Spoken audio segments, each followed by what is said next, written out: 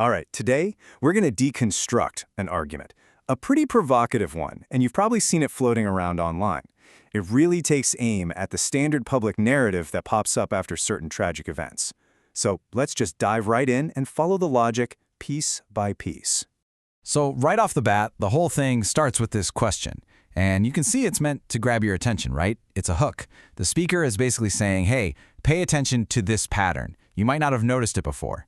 And really, this one idea is the bedrock for the entire argument that follows. Okay, so first things first. The speaker points out what they see is this really predictable script that plays out right after a tragedy. And here's how they break down that pattern. They say a terror attack happens, and almost immediately, boom, the whole public conversation shifts. It moves away from the actual event and instead focuses on defending the peaceful Muslim majority and warning everyone about Islamophobia. This sequence of events, as the speaker sees it, is literally the launching point for everything else they're about to say. All right, so once they've laid out that observation, the speaker makes a big pivot. This is where the argument really shifts gears, you know? It goes from just noticing something to directly challenging it. And here it is. This is the core question. It's sharp, it's pointed, and it's definitely designed to provoke a reaction. The speaker takes that narrative about the peaceful majority and kind of flips it on its head. They're asking, okay, so what is this majority doing? And to give that question more weight, they point out that these attacks keep happening, right?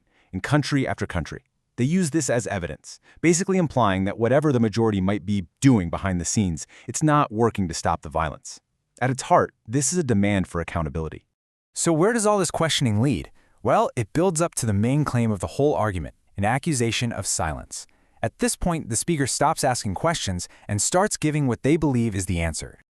Now this is super important. Look at how silence is defined here. For the speaker, it's not a passive thing. It's not neutral. They argue it's an action that actually protects the people committing the violence.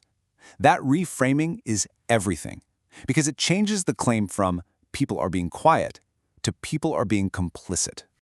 The speaker also gets ahead of a common counter-argument you hear. They totally reject the idea that these violent events have nothing to do with the ideology or the belief system behind Islam. By pushing back on that, they're insisting that there is a direct link, that you can't just separate the actions from the beliefs. Okay, so now the argument gets a little more personal. The speaker starts to talk about the dilemma they face when they try to talk about this stuff.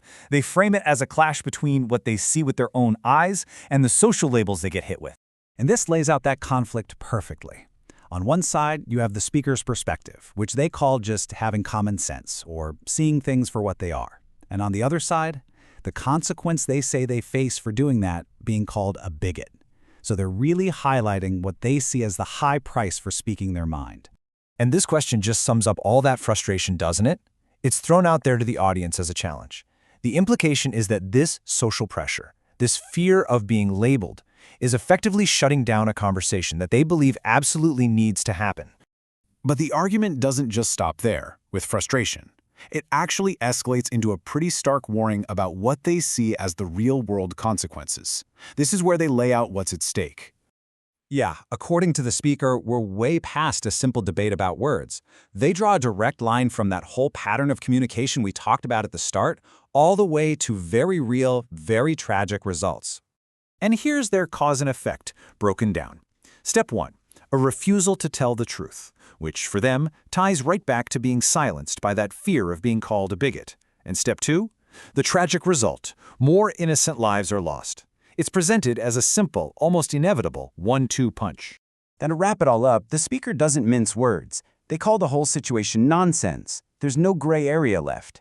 They end on this very firm, very clear assertion that avoiding what they see as the truth is going to get more people killed, period. So when you break it all down, this whole argument is really about the power of words and public narratives. It really pushes us to think about that incredibly fine line, that razor's edge, between being careful with our language to avoid stirring up hate and being so quiet that we might enable harm. It kind of leaves you wondering, right? Where do you even draw that line?